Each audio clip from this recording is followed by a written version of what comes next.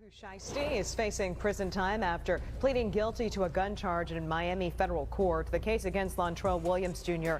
stems from 3 shootings during the past 2 years, 2 of them happening right here in South Florida. I really thought I understood Memphis rap. Turns out I barely scratched the surface. People out here treat these rappers like they're untouchable legends, like nothing can touch them. But behind those prison walls, it's a whole different story. No chains, no fame, no protection, just reality hitting hard. Now picture this. Pooh Shiesty, the same guy who had everyone yelling back in blood, is suddenly in a federal cell, dealing with pressure from all sides. Rumors started flying that he was getting pressed, forced to move different just to keep things calm around him. Some stories even claim he had to act a certain way just to eat without problems, like everything flipped overnight. And it didn't stop there. People began saying he was being tested, pushed around, even made to stand during meals like he was catching punishment back in school. Then came the real question from inside: you one of us or just a rapper? And according to the talk, he didn't stand tall the way fans expected. They say he folded quick, but here's where it gets wild. A 32-year prison veteran jumped online, risking his name just to defend Pooh Shiesty. This wasn't some random voice either. This was someone who lived that life for decades. And what he shared, it flips the whole story upside down in a way nobody saw coming. By the end of this, everything changes. Who lied, who kept it real, and why certain people from Memphis might actually want to see him fall instead of win.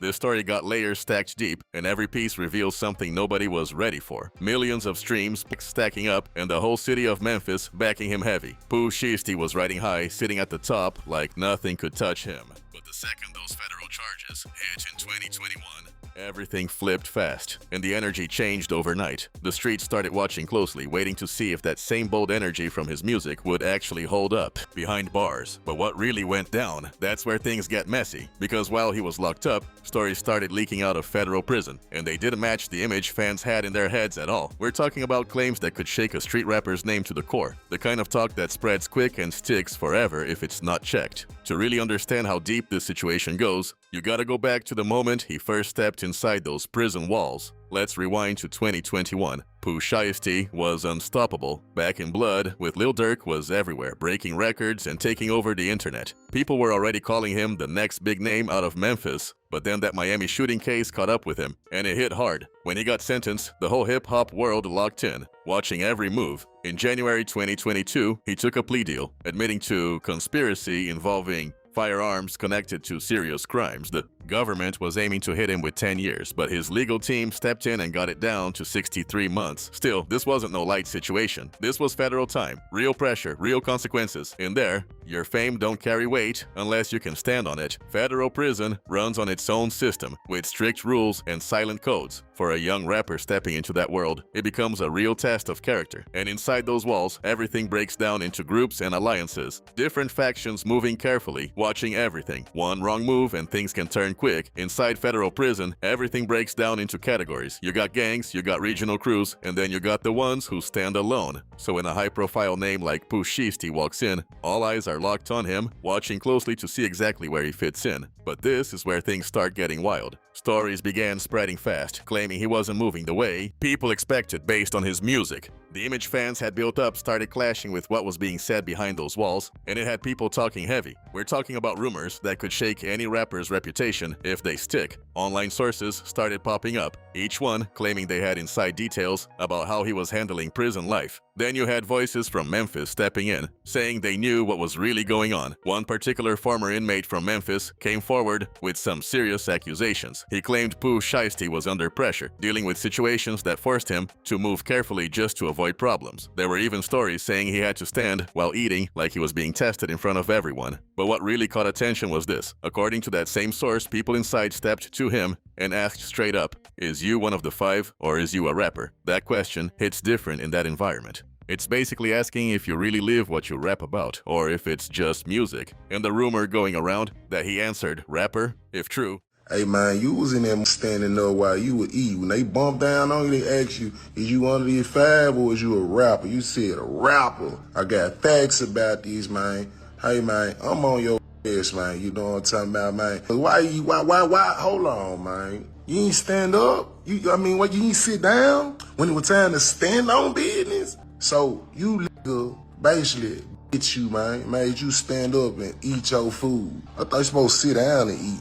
Man, he got the internet fool, man. That nigga a hoe in jail, man. That nigga a buster, nigga. And I can get the penitentiary on the phone, nigga. For real. That's the kind of moment that can change how people look at you overnight. Back in Memphis, the streets started reacting fast because now there's a gap between the image and what's being claimed. You got someone known for rapping about serious street topics now being questioned in real time. And once that kind of talk starts spreading, it's hard to control where it goes next, and the claims didn't stop there. That same source kept talking, saying Pooh Shiesty was getting moved around, having to follow instructions from other inmates just to stay out of trouble. The way it was described made it sound like he was constantly being tested, like people were trying to see how far they could push him. But then it got even more intense. Another part of the story claimed he had to freestyle and perform for other inmates just to keep things calm around him. Think about that for a second. The same artist pulling millions of streams on the outside, now being asked to rap in a prison setting just to avoid problems. If that's true, that's a wild shift in power. As time went on, these stories didn't fade. They actually spread faster. Memphis blogs started picking them up. People in the streets kept talking, and his reputation was taking hits while he was still locked up with limited ways to respond. That kind of silence only made the rumors grow louder. According to those same claims, he was getting labeled in a negative way inside. Words that could damage any rapper's image, especially someone whose whole brand was built on strength and street credibility. Situations like that can follow an artist long after they're out. But there's another side people don't talk about enough: the money. Pooh Shiesty went into prison as a successful artist with real financial backing. And inside federal prison,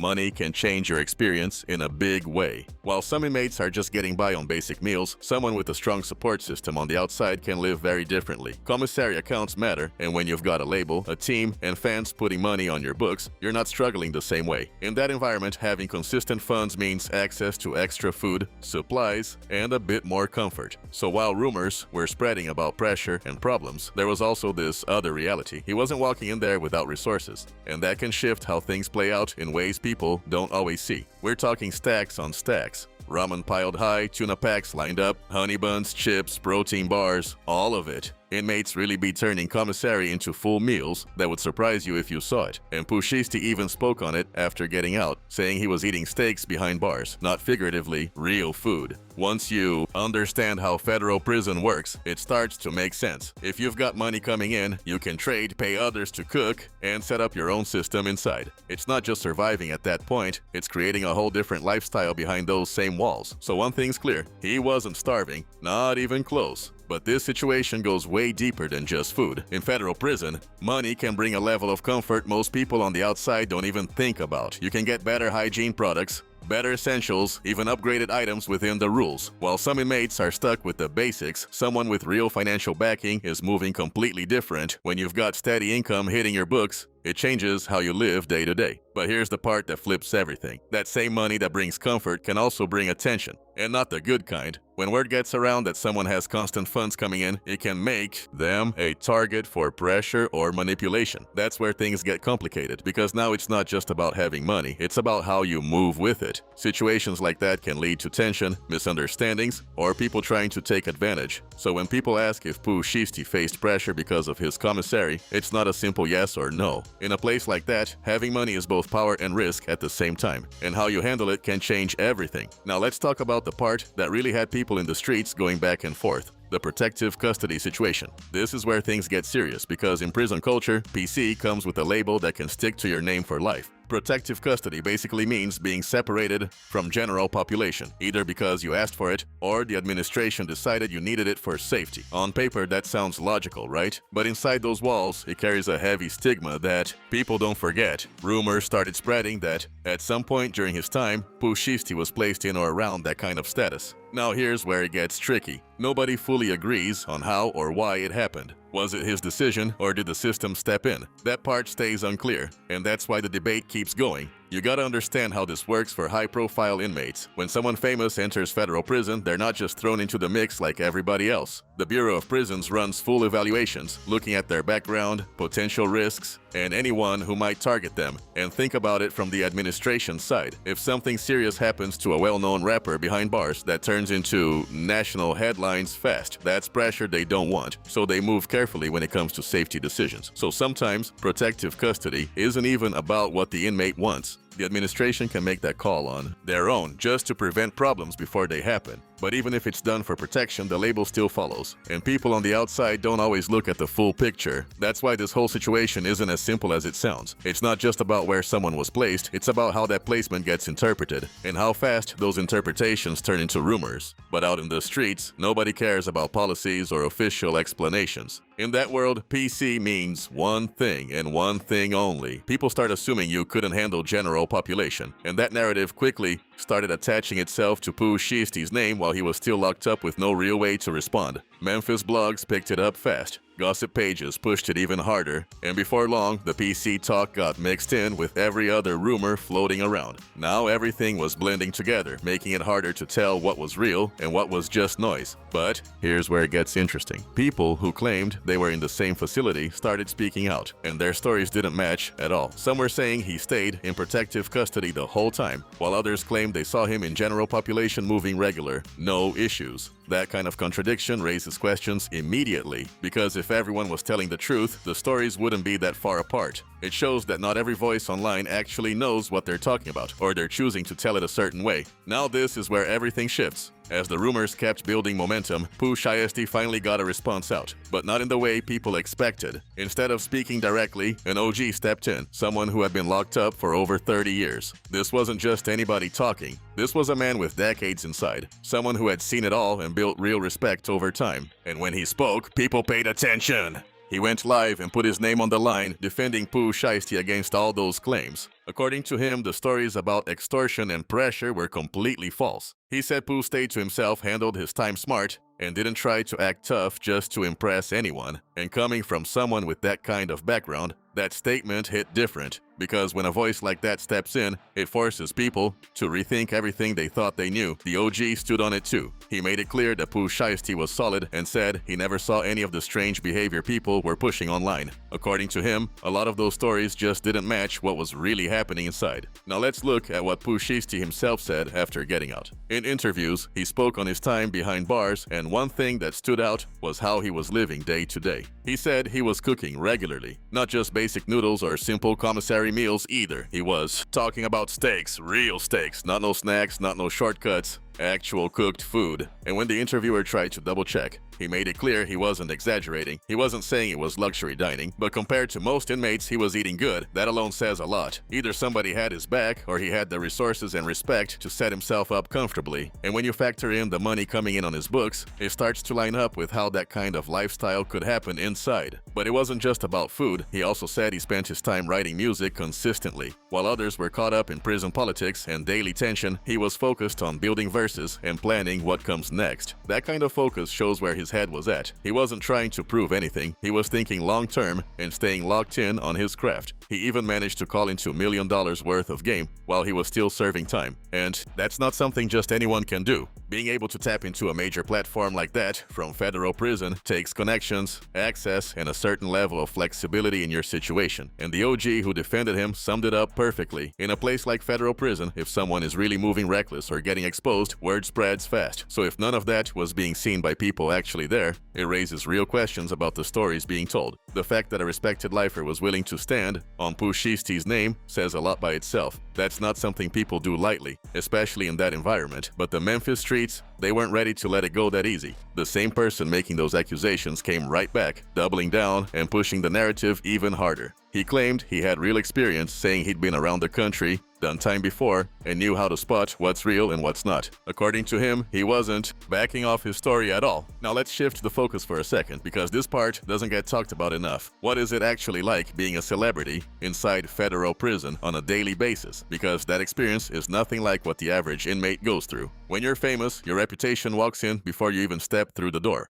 Guards already know your name, inmates already heard about you, and administration already has eyes on your situation. That kind of attention changes everything instantly. And here's the reality. Everybody wants something. Some inmates try to get close, thinking it might benefit them in some way. Others see your fame as a challenge and want to test you just to prove a point. Then you got people who genuinely respect your music and want to connect on that level. But at the same time, there are also those looking at you like an opportunity because they know you've got money, support, and connections on the outside. Now imagine dealing with all of that at once. once every single day. You're trying to stay focused, avoid trouble, and make it through your time without adding more problems to your situation. That's a different kind of pressure. It's not just about surviving physically, it's about staying sharp mentally while everything around you is pulling at you from different directions. That's the reality Pooh Shiesty stepped into. The celebrity tax in federal prison is real, and it hits from every angle. People expect things from you the moment you arrive, and you've got to figure out quickly who actually respects you and who's trying to use you. Then there's the visitation side of things. Most inmates might see family once in a while if they're lucky, but a well-known rapper?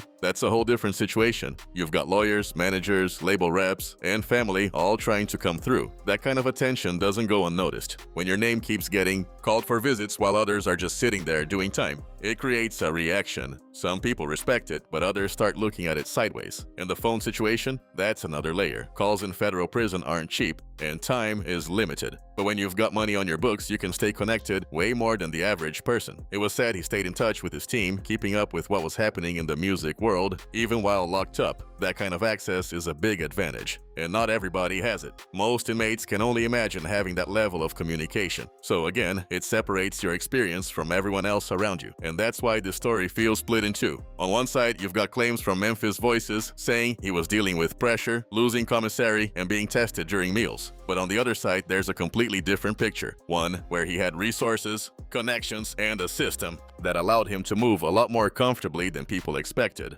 On one side, you've got all these claims floating around. On the other, you've got a man who spent 32 years in federal prison saying straight up, Pooh Shiesty was solid and those stories weren't real. That's a serious contrast, and it forces you to really look at both sides. Now here's what actually stands out. Pooh Shiesty served his time without any major incidents hitting the news. And when it comes to federal prison, especially with someone high profile, things don't stay hidden easily. If there were serious situations like the ones being claimed, something likely would have shown up. Reports, documentation, or at least consistent accounts from multiple verified sources. That's just how the system works. Then there's the performance claims. The idea that he had to rap for protection doesn't really match what's been publicly said about his time inside. He consistently spoke about focusing on writing music and staying out of the way. If the situation was as extreme as some people say, that would completely change the narrative, and it's not something that would stay quiet for long. But now let's look deeper at why these stories even exist. When someone young, successful, and already established gets locked up,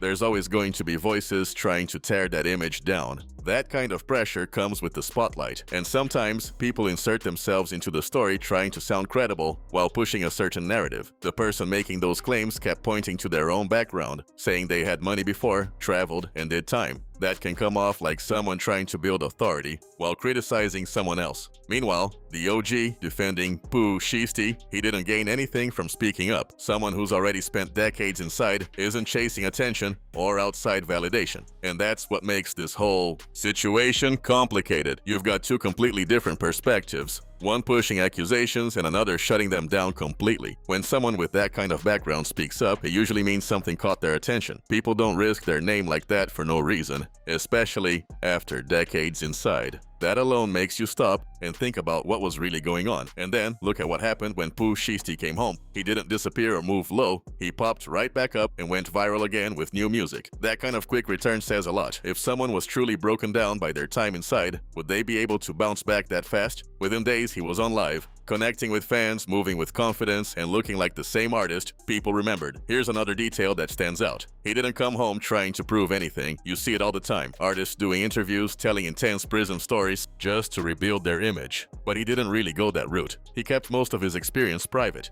And that silence can actually speak louder than words. Sometimes not explaining yourself shows more confidence than trying to convince everybody. And this whole situation points to something bigger. In hip-hop culture, when a young artist reaches success and then gets locked up, attention shifts fast. Suddenly, rumors start building, stories start spreading, and people begin picking apart their image. It's like everyone wants a piece of the narrative. Memphis rap especially has its own layers. Different areas, different crews, and real competition over who represents the city the right way. So when Pooh Shiesty blew up on a national level, that spotlight didn't just bring fame, it also brought pressure. Because now you've got people who feel like they should have had that position, watching everything and ready to speak on it. The allegations against Pooh Shiesty follow a pattern that's been seen before. A successful artist gets locked up, and suddenly stories start popping up about them getting tested or embarrassed behind bars. While they're inside with no real way to respond, their name starts taking hits from all directions. But here's the part people don't always focus on. A lot of these stories don't hold up when you actually take a closer look. Once time passes and more details come out, things usually aren't as dramatic as they first sounded. Let's talk about how prison politics really work. Federal prison isn't the same as county jail, where small conflicts happen every day. Most inmates in federal facilities are serving serious time and already have their own structure and priorities in place. Because of that, the idea of constantly targeting someone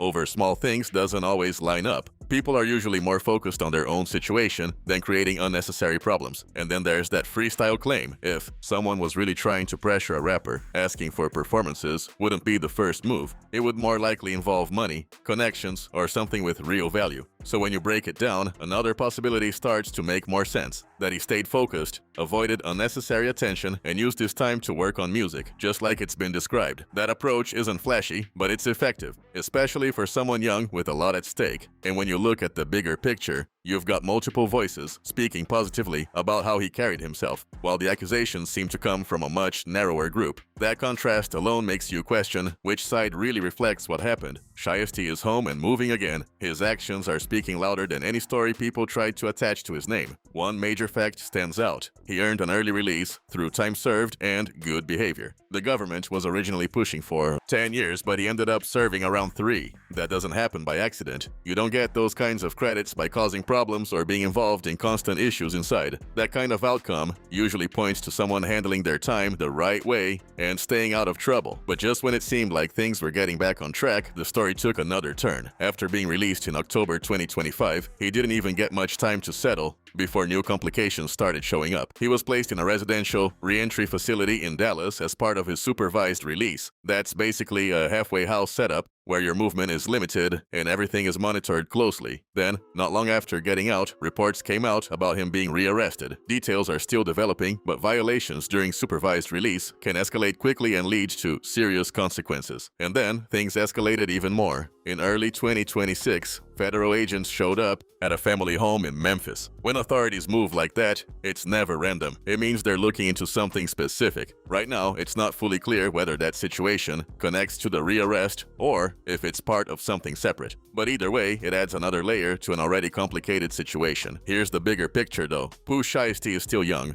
coming from a tough environment, and managed to reach major success early in life. That kind of path comes with pressure, attention, and constant challenges, and how everything plays out from here will matter more than any rumor from the past. Most people at 25 are still trying to figure life out. But for Pooh Shiesty, the pressure is on a whole different level, and one thing is clear, the system isn't done watching him yet. Now, whether that's because of past ties or just the reality that fame brings extra attention from law enforcement, it's hard to say exactly. It could be a mix of both, and that's what makes the situation even more complicated. Federal supervised release is strict. We're talking limits on where you go, who you're around, what you post online, and even how you move day to day. That's a lot for anyone, but for a young rapper with a full career trying to restart, it gets even tougher. You've got the music industry pulling at you, opportunities coming in, and at the same time, rules holding you back. One mistake, one wrong decision, and it can send you right back behind bars. And that's what makes this part of the story so important. Federal prison is built to test people mentally and emotionally. So the fact that he came out still focused, still creating, and still connected to his audience says something.